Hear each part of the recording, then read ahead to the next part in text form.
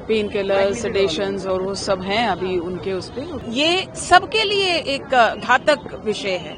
आपकी आवाज को सुनने आ रही है प्रभात खबर इलेक्शन एक्सप्रेस। देखते रहिए प्रभात खबर इलेक्शन एक्सप्रेस।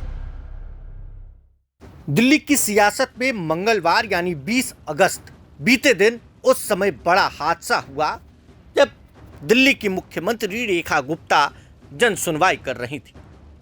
उस कार्यक्रम के दौरान उन पर हमला कर दिया गया। घटना ने पूरे राजनीतिक गलियारे में सनसनी मचा दी। जानकारी के अनुसार मुख्यमंत्री अपने सरकारी आवास पर जनता की समस्या सुनने के लिए आयोजित कार्यक्रम में मौजूद थी। इस दौरान अचानक एक व्यक्ति आगे बढ़ा, उन पर हमला कर दिया। सुरक्षा कर्मियों ने तत्काल कार्रवाई करते हुए स्थिति को काबू में लिया। आरोपी को उन्होंने पकड़ा तो वहीं मुख्यमंत्री को तुरंत सुरक्षित उनके आवास के अंदर ले जाया गया। प्रत्यक्षदर्शियों के मुताबिक जब हमला हुआ तो उस समय मुख्यमंत्री रेखा गुप्ता दर्जनों लोगों से रूबरू होकर उनकी समस्याएं सुन रही थी।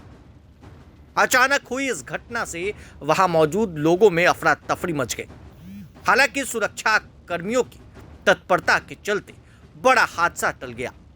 फिलहाल मुख्यमंत्री की हालत स्थिर बताई जा रही है।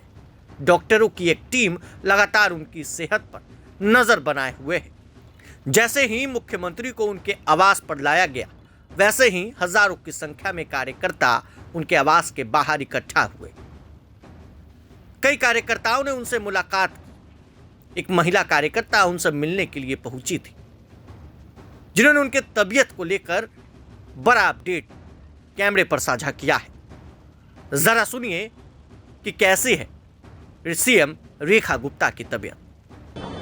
जी, चोट तो आई है, इसीलिए वो आरामी में हैं, बिकॉज पेन किलर, सेडेशंस और वो सब हैं अभी उनके उस पे। उनके एकदम से गंभीर हादसा हुआ।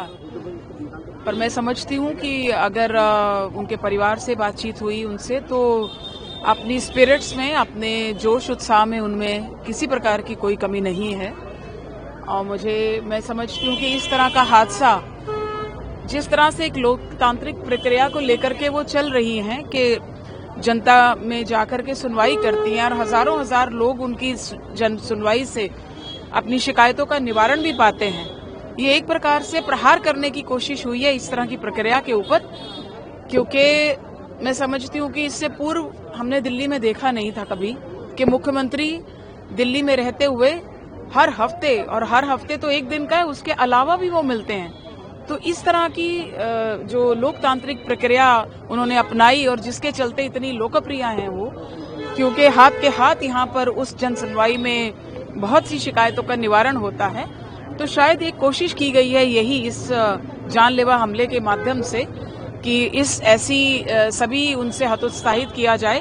पर मैं जानती हूँ जिस तरह की वो एक नेत्री हैं, जिस तरह की वो एक एडमिनिस्ट्रेटर हैं, ऐसी किसी भी बात से वो पीछे हटने वाली नहीं है और अपने पूरे दुगने जोश, उत्साह और ऊर्जा के साथ जब स्वस्थ हो जाएंगी तो फिर से अपनी सारी वो प्रक्रियाएं जरूर से शुरू करेंगी।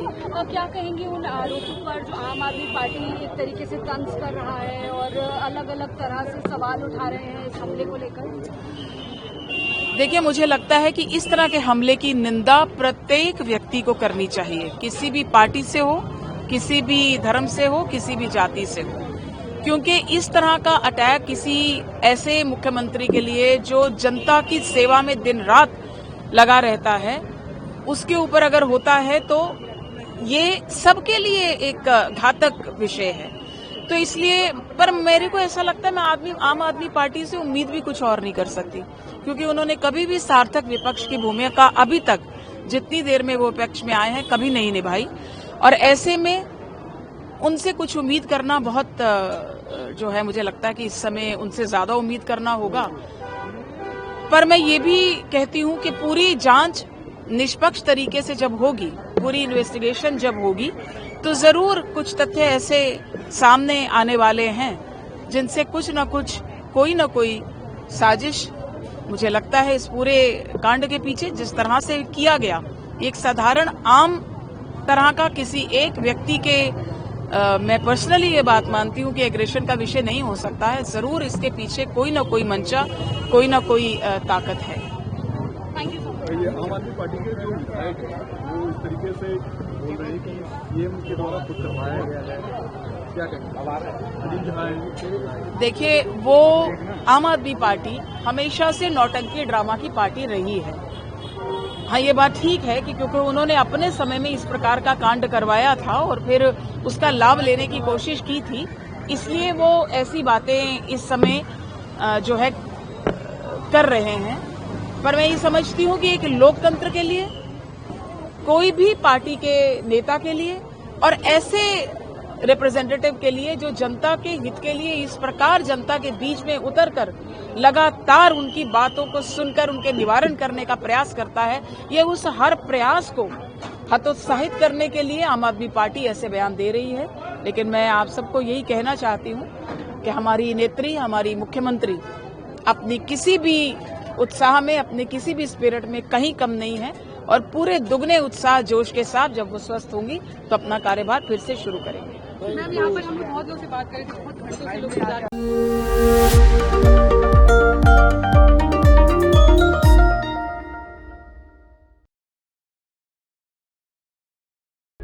प्रभातखबर.com, विश्वास वही, रफ्तार नहीं।